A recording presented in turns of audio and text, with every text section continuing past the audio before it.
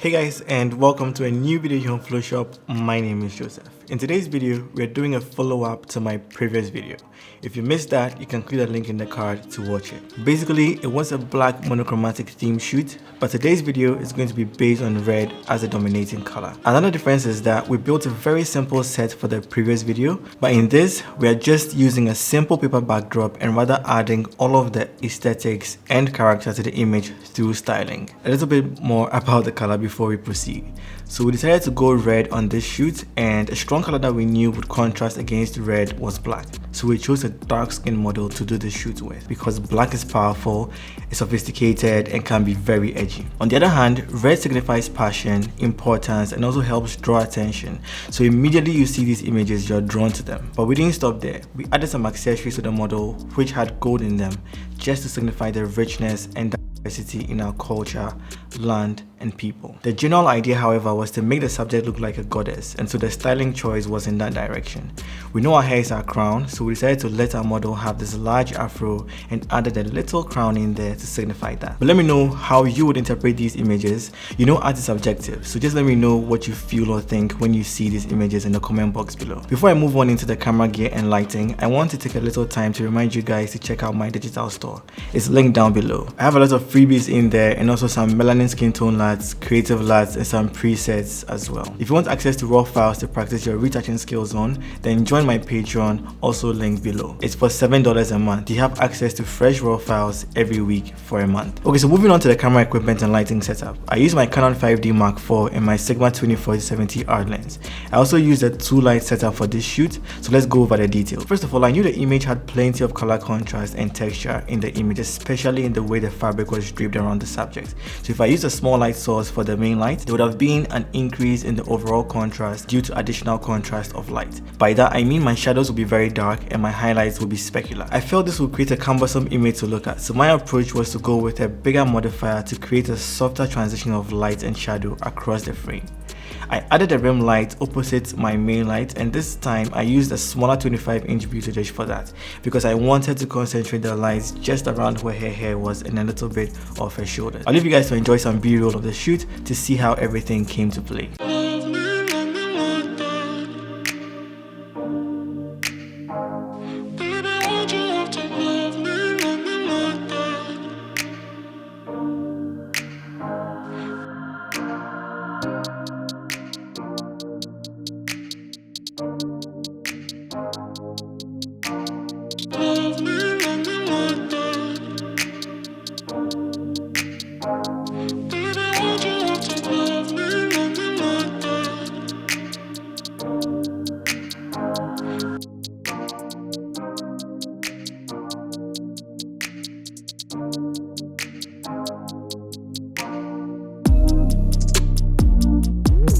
Alright guys, if you made it this far into the video, I want to say a huge thank you, and that's why I'm surprising you with the retouching walkthrough. So this is not going to be your typical detailed retouching video. This is just going over the steps that I took whilst editing this image, and hopefully you guys can learn a thing or two out of it.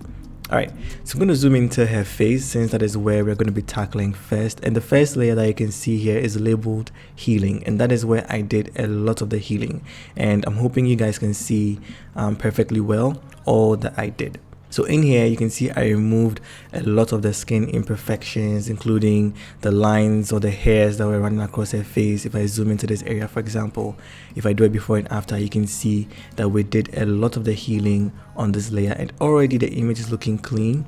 And that is what I try to do all the time. I try to do all of my healing work first before I move on to anything else. Now, right after the healing, the next thing I did was to tackle the frequency separation, and you can see here that when I turn it on, you don't really see a lot of difference, even when I turn on my dodge and bend helper layer, because sometimes when I'm doing the frequency separation, I turn on the black and white layer so I can see exactly what I'm doing. This is because I know that I have tackled all of my blemishes on a separate layer even before frequency separation, so all I'm doing on the frequency separation layer is just evening out the skin tones, right? So if I do it before and after, you can see I've evened out the transitions a little bit, but it's not perfect. And the reason why it's not perfect is because I'm not aiming to do everything inside frequency separation. I'm just trying to use it as a support system to help me get through my dodge and bend a little bit faster. So here's a before and after of just a frequency separation. And when I turn on the dodge and bend, you can see that we've done a lot of work using the dodge and bend. So that's the primary tool that I'm going to be using even on the skin tones, but you can see that we did do a little bit of the work using frequency separation. All right, so when I open up the frequency separation layer, you'd see that all I have in there is a low copy layer, and that is where I did the mixer brush painting on to smoothing the skin. I didn't touch a low layer, I touched a low copy. So I made a duplicate of the low layer, which is labeled low copy, and I did the painting on there just in case I went overboard and I wanted to start all over again. I don't need to run the frequency separation action anymore. I can just delete this layer and then create a new low copy layer and then start from there. Alright, so inside my dodge and bend layer, where you can see a lot of the things happening, if I just press Alt and click on my dodge layer, this is all of the dodging that I did on the image, right? And when I click on the burn, this is all of the burning that I did. So you see, you don't really need to do so much when you're retouching. Sometimes it's just the little things that can go a very long way to give you that clean, fresh, and natural looking retouch. Alright, so moving on, one thing I also like to do after I turn my image black and white when I'm retouching is I like to add some curves into the dodge and bend group, and this just allows me to now play around with the contrast. So for example, as you can see, I boosted the highlights and then just drop down the shadows a little bit, but sometimes I can go extreme, maybe pull it all the way down so I can see a lot of the imperfections a lot better. And when I'm done doing this, I can sometimes also just go the opposite way where I brighten the image to a point, so maybe something like that. So still keeping the S curve in here, but this time it's geared towards the highlights, and then I can do my dodging and burning. So if I turn this on and off, you can see that there's a lot going on at this point. If I zoom in just a little bit like this and turn up, so this is with the burn off and this is with the burn on, you can see there's a lot of things happening which were not really visible when this curves layer wasn't lifted all the way up. Alright, so now moving on from dodge and bend, the next thing I did was to work on the color matching, and this is a simple blank layer which has been set to color, and all I did was just use my brush tool to sample the color that I liked, and then I painted over the colors that were not matching his skin. And this is a shortcut that you can use to quickly blend different skin tones as much as possible. As you can see, it's set to 100%, and then I just use the brush in a low opacity and painted over certain areas like this. If you can see my mouse right now, so this area for example, I quickly painted over it, and then I got the skin tone to match. Even on her nose as well, you can see, so her nose area here and just above her lip, the colors were not really matching, but I just did this shortcut to match the tones really quickly. Alright, the next thing I did was, again, another shortcut, just to set my brush to white, and then I painted over her eyes just to get rid of some of the yellows in there. I didn't want to get rid of everything, I just wanted to tone it down a little bit. So I just painted on a brand new layer, and I labeled it as eye whites, and I set the opacity to 71% just so it's not too visible that I have made those changes. So if I zoom out a little bit and do a before and after on the eye whites, you can see that we've been able to fix or get rid of some of the yellows in the eyes. But then this is a very simple and quick process that you can use to do something like this. So now moving on to the final step, which is the color grading. This is where a lot of the pop was added, and is a group because there's a lot going on in there. Alright, so when I open up the color grade and turn everything off, the first thing I did was to tackle the red tone in the hair, and especially in the outfit and the background. So when I just double click and open up the dialog box, you can see this is the selective color adjustment tool, and what I did in there was I went to the reds and tweaked these settings around, and I went to the yellows and also tweaked some of the settings around. You can see I'm not really touching the blacks, I'm primarily playing with cyan, magenta, and then yellow. So afterwards I came all the way down to the whites, and I also did some adjustments in the whites. I went to the neutrals, did some adjustments in there including the black, and then I went into blacks as well, and then I made some adjustments from cyan all the way down to black. Now the reason why I'm not mentioning these figures is because your images are going to vary from mine, but you need to experiment, you need to play around to figure out what's going to be working well for the particular image that you're working with. So experiment as much as possible with the selective color tool till you find what's working well for you.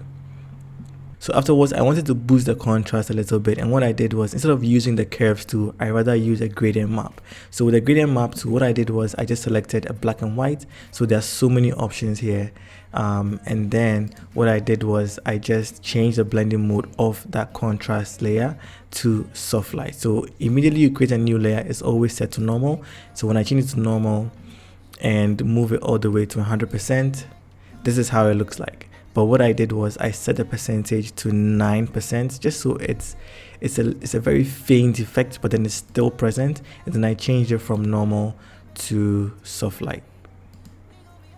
That's basically all I did. So 9% soft light, black and white gradient map, and then you can see it's adding just a little bit of contrast into the entire image. Because it's black and white as well, it's going to be desaturating some of the colors a little bit, and that is why I decided to use this instead of using a curves, because a curves adjustment layer would affect the saturation a little bit.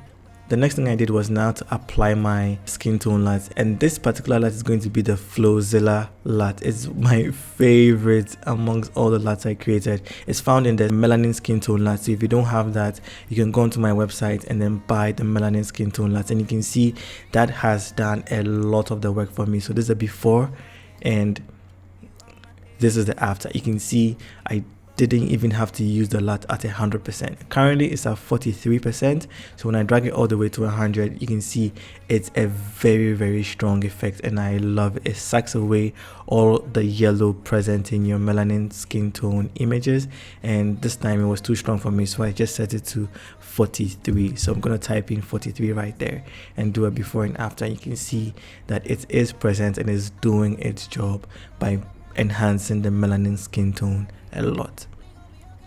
Now the last thing I did inside the color grade group was just to create a curves and then just add a brighten to it, because all these adjustments I made darkened down the image a little bit, and I just wanted to up the exposure a little bit. So if I just double click on the curves, you can see I boosted the highlights. So dragging this in just boost the highlights a bit. So dragging this in just boosts the highlight a little bit, and then also in the midpoint I just dragged it up, you know, just to open up the shadows and the midtones a tiny bit. So something like this is going to work well. So here's a before and after.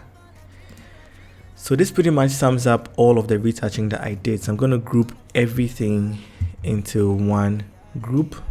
I don't need a dodge and bend help layer anymore, so I'm just going to delete that. And then here's a before and after. I'm going to zoom into her face and then show you guys a before and after. You can see we did not really do any heavy retouching, but then we've been able to clean up the image a lot. Again, here's the before and then here's the after. Thank you guys so much for watching this video.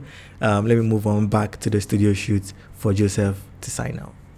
Alright, that is it for today's video. Leave a like if you enjoyed it, leave a comment if you learned something new, or if you have any questions, I'll be sure to answer them promptly. I'll catch you guys in the next one, and remember, don't ever give up.